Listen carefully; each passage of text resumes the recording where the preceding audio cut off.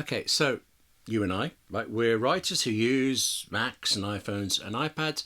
And as I record this, Apple has just announced the iPhone 15 range and some other things. So, yeah, of course, we're going to talk it through. Only specifically as writers, okay, there isn't a great deal to say, I don't think. Not a great deal to say about the new devices, the iPhones and the Apple Watches that have come out. There is an awful lot to say for what goes on those devices, particularly iOS 17 for the iPhone, for instance. And actually, in fact, there's so much there for us as writers that there are entire 58 keys editions enthusing at you really about each of them, and those are coming out over the next few weeks as Apple releases iOS 17, macOS Sonoma and all that. But for this week, there are things to say that I think relate to the business of being a writer. I mean, things that either I will or that I could take advantage of in my work as a full-time freelance writer, and so hopefully you in your writing. But otherwise, really, I think actually we can do this pretty quickly. These devices are expensive, but when they are right for you, they're like very right. Can you have gradations of rightness? They're very good. So let's just dive in quite quickly.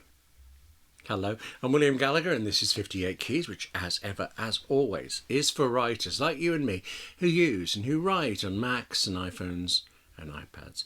Do subscribe or support 58 Keys on Patreon, because there's always so much to talk about. Well, trust me, iOS 17 for the iPhone, macOS Sonoma for the Mac, watchOS 10 for the... So much to say on those. The new devices announced this week, not quite so much. In fact, actually, tell you what, let's do this for speed. If you are looking for all the details of Apple's new iPhone 15, Apple Watch Series 9 or Apple Watch Ultra 2, then go here. Take a look at Apple's press site, its newsroom, as it calls it. Yeah, Apple is only going to tell you the good things. Of course it is. But it has all of the detail there. You could watch the event. It also has an excruciating comedy sketch, like one single gag about the environment stretched out to 6 minutes. Really not good. Yet another reason Apple should break ranks with other producers and support the Writers Guild. Anyway, the major launch, the big obvious headline launch this week, was the iPhone 15, or rather the iPhone 15, iPhone 15 Plus, iPhone 15 Pro and iPhone 15 Pro Max. What word is being overused here? Oh, actually, no, I'm not even done, am I? As well as that, Apple now sells those 4 new ones, plus the iPhone SE, the iPhone 14 and the iPhone 14 Plus and the iPhone 13. I'm not keen on the iPhone SE. I think that model, you'd feel they're noticeably slow. Plus, they still have a home button. You have to actually press when you want. Right, I know that doesn't sound like much, but pressing a button instead of just looking at the phone. But it somehow, it's like it contributes to making the iPhone SE feel quite tediously slow, really. Still, in its favour, iPhone SE starts at $429 or £429, and by comparison, the iPhone 15 Pro Max at the other end is $1,199 or pounds. That is it's a lot of money. Look at the quality of information I have for you. But actually, it looked like it was going to be worse. That iPhone 15 Pro Max is $100 or so more expensive than last year's model, but everything else is the same. And last year, this really annoyed me last year, actually. Apple made a really big deal on launch event about keeping all of its prices the same as the year before. But it meant only in America and China. So here in the UK, where I am, and actually just about everywhere else, as far as I know, the prices went up. So thanks, Apple. Thought it was going to happen again. So, okay, the money they're being sold for now is a lot, but I thought it would be more. And you know, and this is ridiculous, but you know how it is. When something is not as much as you expect, you somehow regard the actual price as cheap. I mean, crazy. Listen, I don't intend to detail every new thing about each of the 4 new iPhones, especially since actually there is a 58 Keys episode that is all about how to choose the right iPhone for you whenever you're buying, not just now with the 15 range, but whenever. Link in the description. But now let's do a bit that is specifically about the iPhone 15 range. Let me split them down the middle. The sensible iPhone to buy is the iPhone 15. Without doubt. iPhone 15, there you go. It costs from $799 or £799. What is it this time with the dollar and the sterling amount being, well, they're not the same, but the figures are the same. What's going on with that? Anyway, iPhone 15. There you go. It's everything that the more expensive iPhone 14 Pro was last year, I think, plus a USB-C charging connector instead of the old-fashioned Lightning ones. It's possible that changed. It's more convenient. I mean, I seem to have lots of USB-C connectors around. Maybe you do too, but otherwise, it's not really going to make much of a difference, do you? What you will notice, what you may notice, is that the iPhone 15 has improved cameras. I think it has a better screen. It comes in pink. Now, also yellow, green, blue or black, but I believe pink is new. That's nice. I'm talking about the colour. It's not like I think that's unimportant. I mean, you carry this thing around all the time, admittedly in a case, a lot of people, but I'm heading into the weeds, aren't I? So pull it back a little bit. iPhone 15 Pro. Costs much more, but it's much faster than the iPhone 15. Has much improved cameras, actually, especially on the even more expensive, the bigger, costlier iPhone 15 Pro Max. I always have to remember that name, iPhone 15 Pro Max. The USB-C charger that's on it is also so fast at data transfer, about 20 times faster than Lightning was, that if you make videos, you can record directly from the phone into an external drive, and that's big.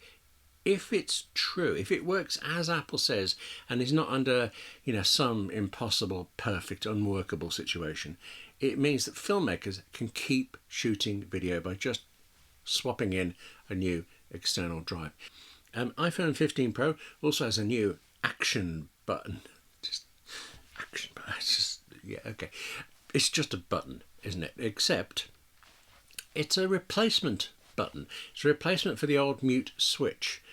I have a lot of time for that mute switch, but now it's gone. Instead, there's this action button, and you press and hold on the new action button, and the iPhone screen says, all right, then fine, I'm muted, whatever, But if you don't press and hold, if you just press the action button and let go, well, it can do other things. And it's kind of up to you what that is. There's a limited set of predefined things like opening the camera, setting a voice memo recording, but the little list includes the ability to run a shortcut, and that's wild. That opens up everything. The action button can do anything then, and lots of anything. For instance, let's say I've got an idea for a story. I could have it that just pressing that action button opens a specific ideas note I've got in Apple Notes, or you have in Google Docs, wherever we want. For example, just for interest, I read a script every day. Okay, I have done I've always read scripts all my life, but for 5 or 6 years it's every day, and I keep track of them. I want to be sure that I don't ever accidentally reread any, and I want to be able to go back and choose to reread ones that I really liked. So read the script, I open the phone, I swipe to the side, I tap here, I pop in the details, and that's quick. That was a shortcut I made, but now press a button. It's a little dilemma, actually. What one thing would you set that action button to do? I've got to stop doing that. I can't take it seriously. I suspect actually what you'll end up doing is creating a shortcut that asks you, which of the following 60 things do you want to do? I'll tell you, by the way, I am buying an iPhone 15 Pro. I know the iPhone 15 is sensible, but the Pro, there's enough in there for me. Whereas I'm not actually buying anything else that Apple. Well, no, I was terribly intrigued by the increased iCloud storage space. I'm currently paying for 2 terabytes at the moment, and I'm forever bumping up against the limit, usually with video files and things. So a 6 or a 12 terabyte option, it actually made me sit up at the news and then sink down again at the cost, $30 or $60 per month. Okay, yeah, but maybe it might help me out for a month or two. I'll try to figure this stuff out and what's where. The bigger things that I'm not buying are the Apple Watch Series 9 and the Apple Watch Ultra 2, but they are both excellent. I know they don't look like they're for writers, but they're really nice, they're really good, they're useful for everybody. These are really impressive. If I didn't have an Apple Watch Series 7 that I still relish 2 years on, I would be buying a Series 9 like that. That's the impressive thing. With the new watches, you can tap your index finger against your thumb, and if you do it twice in quick succession, the watch knows you have. Wait a minute, it would have to be on the same hand as the watch. Yeah, okay. So with that, you could answer a phone call that's coming in. You could stop an alarm just by doing this thing that Apple calls double tap. That's incredible, isn't it, really? The watch detects the muscle movement in your arm from doing that. It's amazing stuff. Love it. If I were to trade in this Series 7 and buy a Series 9, I wouldn't see a single difference in, like the shape and the size of it. But apparently I would very much notice that the new one is much faster than mine, more responsive. I mean, let's be clear here. I find this one, my Series 7, more than fast enough, more than responsive enough. Yeah, but I used to think that back when I had a Series 4, and changing from the 4 to this 7 was night and day. Apple Watch Series 9 also has a screen that can be up to double the brightness of the Series 8. I've never had any difficulty at all seeing my Series 7 face, even in bright sunlight, I was going to say, but I am in the UK where we don't exactly know from bright sunshine all the time yet. Apple Watch Series 9 costs from $399 for the smaller size one, and Apple Watch Ultra 2 costs a flat $799. One size fits all. And again, the same figures for pounds sterling where I am. Apple Watch Ultra, just quickly, it's officially for hikers, mountaineers, action types, swimming types, which so perfectly describes us as writers. I think it probably does you, it doesn't me. It's also got a much bigger screen, and the battery life lasts, at a push, for up to 72 hours instead of up to about 18 for the Series 9. Yeah, with some effort.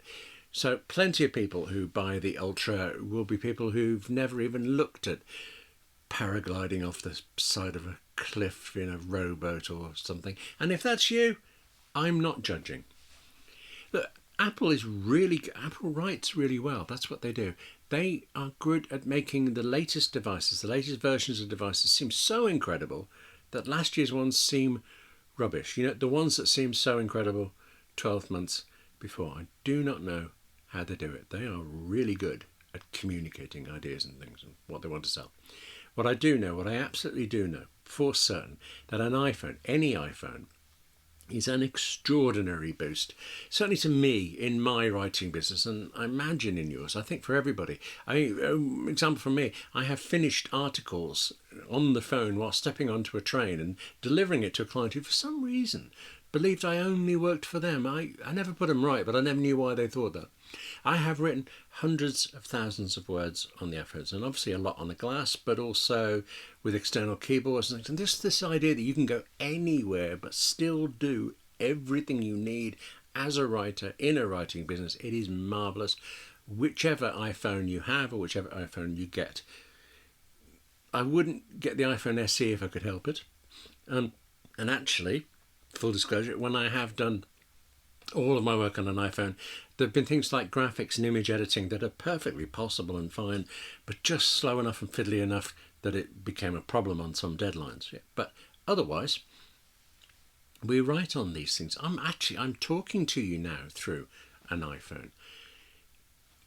If there isn't much in the new iPhones this year that is specifically for us as writers. There is still the iPhone itself, and that is for us. That is for writers. All right, possibly other people as well, but it's for writers. As this edition of 58 Keys first goes out, it is Wednesday, September the 13th, 2023, and pre-orders for the new iPhone 15 range don't start until this coming Friday. But if you are in the market for one, go to apple.com and work through the options as if you were about to buy one. The options to pick the iPhone you want. So that's picking which iPhone, but then also what storage capacity it has. Also the colour. Pick your colour. And work through any trade-in things. You could go through all of that sort of thing.